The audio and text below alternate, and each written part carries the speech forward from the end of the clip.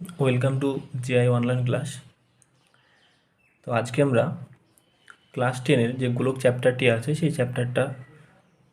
চ্যাপ্টারটি অনুশীলনী যে অঙ্কগুলো আছে কোষে দেখি 12 সেই অঙ্কগুলো আজকে আমরা করব।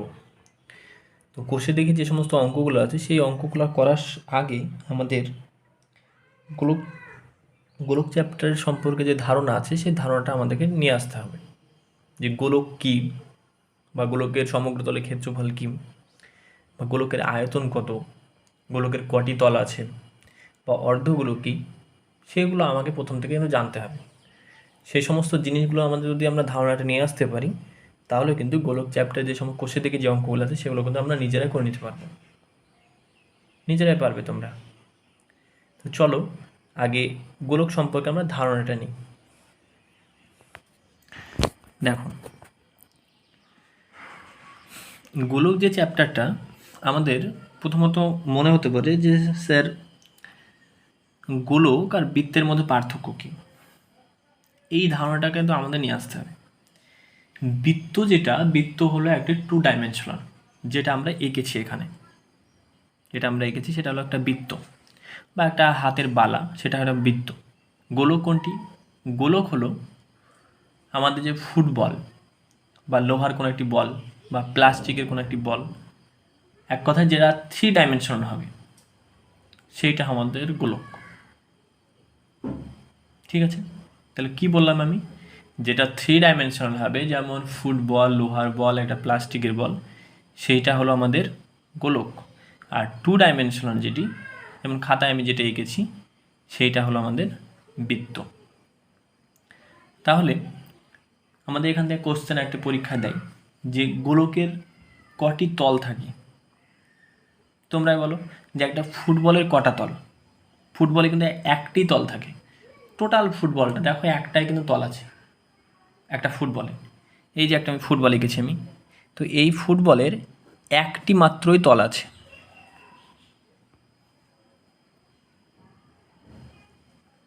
একটি তল আছে।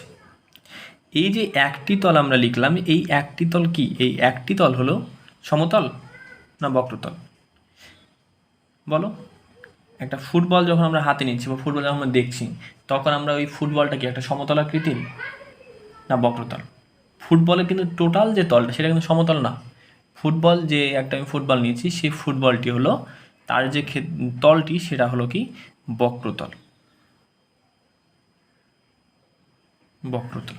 তাহলে এখান থেকে একটা শর্ট কোশ্চেন আমাদের দিতে পারে যে ফুটবলের কটি তল এবং সেই তলটি কি প্রকৃতির। তাহলে আমরা কি লিখব? ফুটবলের একটি তল থাকে বা একটা গোলকের একটি মাত্রই তল থাকে। আমাদের ফুটবল দিতে পারে বা আমাদেরকে কোশ্চেন দিতে পারে যে গোলকের কটি তল এবং সেই তলটি কি প্রকৃতির। তাহলে আমরা কি লিখব? যে গোলকের একটি মাত্রই তল আছে এবং সেই তলটি কি বক্রতল। এ একটা গেল।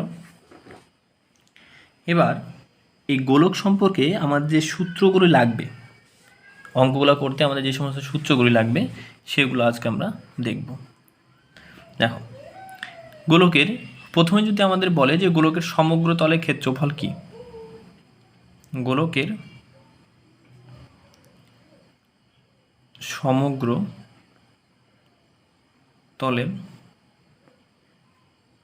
ক্ষেত্রফল, তাহলে আমাদের মনে রাখতে হবে যে গোলকের সমগ্র তল মানে টোটাল যে তল সেই টোটাল তলটির ক্ষেত্রফল হবে কত? 4 পাই আর স্কোয়ার। যেখানে পায়ের যে মান, সেই পায়ের মানটা হবে কত? 22/7। আর আরটা হলো কি ব্যাসার্ধ। ব্যাসার্ধ বলতে কি? ধরো সাপোজ আমি একটা গোলক আঁকলাম, দেখে আমাদের বৃত্ত মনে হতে পারে, কিন্তু এইটাই আমাদের ধরতে হবে এটাই গোলক। যেহেতু 2 ডাইমেনশনাল পেজটা, আমরা 3 ডাইমেনশন দেখাতে পারবো না, তো সেই জন্যই এইটাই আমাদের ধরে নিতে হবে এটা একটা গোলক। তাই এই গোলকটার টোটাল যে ক্ষেত্রফলটা, টোটাল যদি ক্ষেত্রফল বের করতে বলে তাহলে আমরা কি লিখব? 4 পাই আর স্কোয়ার। এই 4 পাই আর স্কোয়ার মধ্যে পায়ের মান যে আমরা কি বসাবো? পায়ের মান আমরা বসাবো 22/7 এবং আর যেটা সেটা হলো ব্যাসার্ধ। এখান থেকে আমি এটা নিতে পারি বা এখান থেকে এদিকে নিতে পারি, এদিকে নিতে পারি, এদিকে নিতে পারি, যেদিকে ইচ্ছা আমি সেদিকে নিতে পারি। কেন্দ্রবিন্দু থেকে আমরা বৃত্তের পরিধি পর্যন্ত বা তার পরিধি বরাবর যে একটা ব্যাসার্ধ, যে একটা রেখা, সেটা হলো আমাদের ব্যাসার্ধ। এইটা হলো আমাদের ব্যাসার্ধ, এটা হলো ব্যাসার্ধ। তাহলে আমাদের যখন কোনো একটা অঙ্কে যখন বলো যে গোলকের সমগ্র তলের ক্ষেত্রফল বলো, তখন কিন্তু আমরা এই সূত্রটা লিখব। এরপরে আমাদের আরও যে সূত্র লাগবে সেটা হলো গোলকের, তার আগে আমরা বলি যে গোলকের সমগ্র তল যদি এটা হয়, এটা একটা মাত্র ফুল গোলকের ক্ষেত্রে সমগ্র তলের ক্ষেত্রফল এটা। কিন্তু যদি আমাদের বলে যে অর্ধগোলকের সমগ্র তলের ক্ষেত্রফল কি, অর্ধগোলক গোলক বলতে কি, ধরো আমরা এই যে গোলকটা নিয়েছিলাম, এই গোলকটাকে আমি মাঝ বরাবর আমি কেটে দিলাম, দিয়ে গোলকটা আমার হয়তো এরকম নিলাম, অর্ধগোলক হলো, এরকম হলো, এরকম হলো অর্ধগোলক। তো এই অর্ধগোলকের সমগ্র তলের ক্ষেত্রফল কি, টোটাল যে গোলকটা হয়েছিল সেই গোলকটা যদি ক্ষেত্রফল যদি এটা হয়, তাহলে অর্ধগোলকের মানে কি, এটাকে দুই দিয়ে ভাগ করবো আমি, তাহলে কি লিখবো, অর্ধগোলকের সমগ্র তলের ক্ষেত্রফল।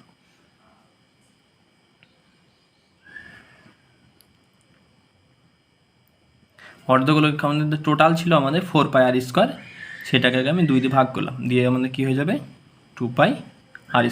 তাহলে অর্ধগোলকে যখন আমাদের বলবে তখন আমরা কি লিখব, 2πr²।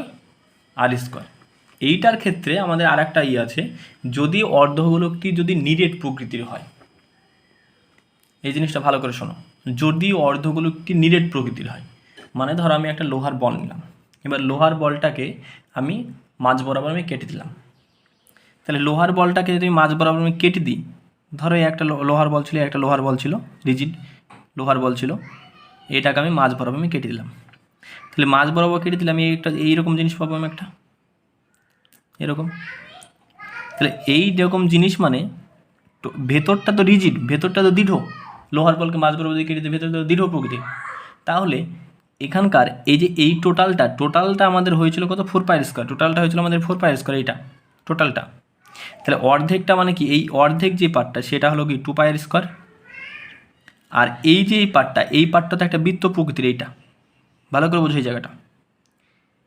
একটা লোহার বলকে যদি মাঝ বরাবর কেটে, যে ওপরের যে তলটা সেটা তো একটা বৃত্ত প্রকৃতির, এই যে এই তলটা এটা একটা বৃত্ত প্রকৃতির। তাহলে এই বৃত্তের যে ক্ষেত্রফল সেটা কি, একটা বৃত্তের ক্ষেত্রফল কি πr² হয়, তার মানে টোটাল 2πr² প্লাস πr² সমান কত হবে, 3πr²। এটা খুব ভেরি ভেরি ইম্পর্টেন্ট একটা সূত্র, যে যদি আমাদের বলে যে নিরেট অর্ধগোলকের ক্ষেত্রে, এইটাও কিন্তু আমাদের মনে রাখতে হবে, নিরেট অর্ধগোলকের সমগ্র তলের ক্ষেত্রফল,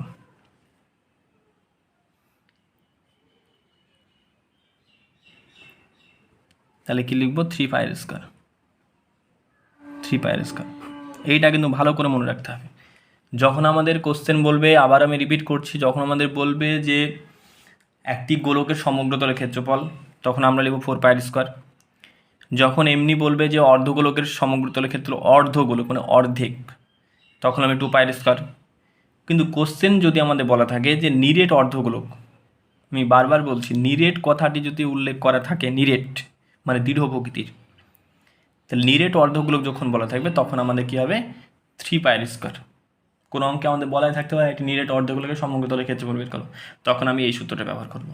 পায়ের মান তো আমি বলে দিলাম, পায়ের মান 22-7 বসাবো, আর আরটা কি ব্যাসার্ধ, আমাদের মান দেওয়াই থাকবে পরীক্ষায়, সেখান থেকে কিন্তু আমরা সমগ্র তলের ক্ষেত্রফলটা বের করব। এই গেল 3টে সূত্র। আর যেটা আছে আমাদের সেটা হলো গোলকের আয়তন।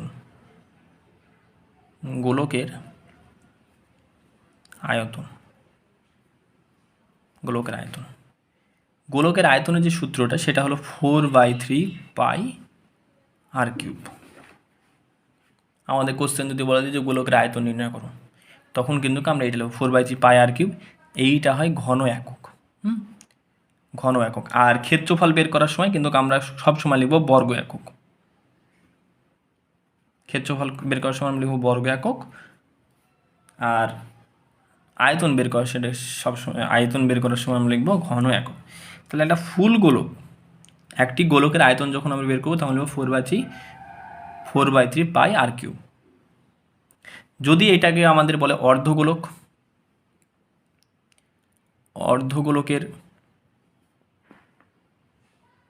আয়তন, তখন সেটা কি করবো 4/3/2। অর্ধগোলক মানে ভাগ করে দেব, তখন এটা কি হবে 4/3 গণিত 1/2 গণিত পাই আর কিউব সমান কত হবে 2/3 পাই আর কিউব। এত কিছু বলা দেন তোমাদের বোঝানোর জন্য আমি এটাকে ভেঙে লিখছি। যখন আমাদের অর্ধগোলকের আয়তন বলবো তখন কিন্তু এটা লিখে দেবো আমরা 2/3 পাই আর কিউব। এমনি একটি গোলকের আয়তন লিখবো 4/3 পাই আর কিউব, আর অর্ধগোলকের ক্ষেত্রে লিখবো 2/3 পাই আর কিউব। তাহলে মোটামুটি এইগুলো আমাদের সূত্র, যে গোলকের সমগ্র তলের ক্ষেত্রফল 4 পাই স্কোয়ার, অর্ধগোলকের ক্ষেত্রে হলো 2 পাই স্কোয়ার, আর নিরেটের ক্ষেত্রে 3 পাই স্কোয়ার, আর গোলকের আয়তন হলো 4/3 পাই আর কিউব, আর অর্ধগোলকের আয়তন হলো 2/3 পাই আর কিউব। এই সমস্ত জিনিসগুলো আমাদের জানতে হবে। তাহলে মোটামুটি এই জিনিসগুলো যদি আমরা জানি তাহলে কিন্তু আমাদের এই চ্যাপ্টারটি যতগুলো অঙ্ক আছে সব অঙ্কগুলো কিন্তু আমরা শেষ করে ফেলতে পারবো। আর একটি সূত্র থাকলো, আর একটা সূত্র, সেই সূত্রটা আমি পরের নেক্সট ভিডিও যেটা করব সেই সূত্রটা আমি বুঝিয়ে দিয়ে আমি অনুশীলনী অঙ্ক করব। তাহলে আমি অনুশীলনী অঙ্ক যাই, অনুশীলনী অঙ্ক দিয়ে একটি অঙ্ক করে দেখি কি বলছে। দেখো প্রথম যে অঙ্কটা আছে, প্রথম অঙ্কটা কি বলছে যে একটি গোলকের ব্যাসার্ধের দৈর্ঘ্য 10.5 সেমি, একটি গোলকের ব্যাসার্ধের দৈর্ঘ্য 10.5 সেমি হলে তার সমগ্র তলের ক্ষেত্রফল কি। তাহলে আমাদের কি কি দেওয়া আছে মান, আমাদের দেওয়া আছে গোলকের ব্যাসার্ধ, তাহলে সেটা লিখব যে গোলকের ব্যাসার্ধ 10.5 সেমি। যে মান থাকে যে কোনো অঙ্ক করার ক্ষেত্রে আমাদের এটাই নিয়ম, যে মানগুলো আমাদের দেওয়া থাকে সেই মানগুলোকে কিন্তু আমাদের আগে লিখে নিতে হবে। এইখানে আমাদের ব্যাসার্ধের মান দেওয়া আছে 10.5 সেমি, 10.5 সেমি কিন্তু লিখে নিলাম। তারপর আমাদের চেয়েছে কি সমগ্র তলের ক্ষেত্রফল, তার মানে অতএব গোলকের সমগ্র তলের ক্ষেত্রফল,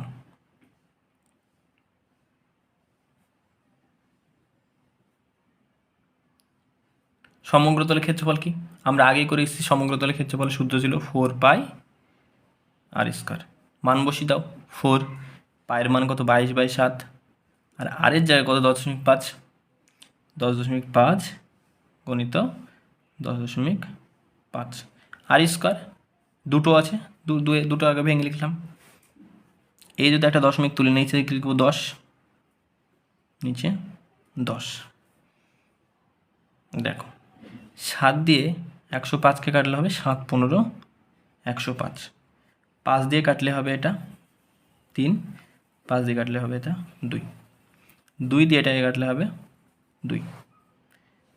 তার মানে এই ওপরে যেগুলো থাকলো সেগুলো গুণ করতে হবে, গুণ করে বসাও, এই 2 22 3 আর 10.5 গুণ করো। তাহলে এই যে গুণগুলো করে কত হয়েছে 2 22 3 আর 105, তার মানে এটা গুণ করে হবে 13,860 বাই নিচে একটা 10 আছে, এই 0 0 কেটে দিলাম, তাহলে কত 1386 বর্গ সেমি অ্যান্সার। এই হলো আমাদের অঙ্ক।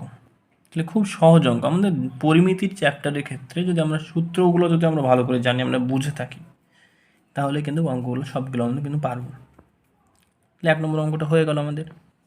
তারপরে দেখো 2 নম্বর অঙ্ক,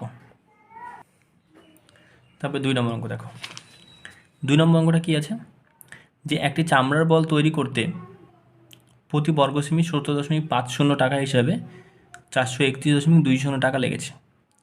বলটির ব্যাসের দৈর্ঘ্য হিসাব করে লিখি। তাহলে প্রত্যেক বর্গ সেন্টিমিটার লাগছে কত 70.50 টাকা, আর টোটাল লেগেছে কত 431.20 টাকা। তার মানে টোটাল যে টাকাটা টোটাল লেগেছে 431.20, এই তাহলে টোটাল যে টাকাটা 431.20 20 এই টাকাকে যদি আমরা প্রত্যেক বর্গ সেমিতে যে টাকাটা লাগছে সেই টাকাটা যদি ভাগ করি, তাহলে কিন্তু সেই গোলকের সমগ্র তলে যে ক্ষেত্রফল সেটা কিন্তু আমরা পাবো। কি বললাম, যে টোটাল যে টাকাটা, সেই টোটাল টাকাটাকে যদি আমরা প্রত্যেক বর্গ সেমিতে যে টাকাটা লাগছে সেই টাকা দিয়ে যদি আমি ভাগ করি, তাহলে কি টোটাল গোলকের যে সমগ্র তলে ক্ষেত্রফল সেটা কিন্তু আমরা পেয়ে যাব। তার মানে এটা যদি ভাগ করি, ভাগ করে আমরা পাবো কত, 24.64 বর্গ সেমি। এইটা হলো আমাদের গোলকের সমগ্র তলের ক্ষেত্রফল। এবার আমি ধরলাম যে গোলকের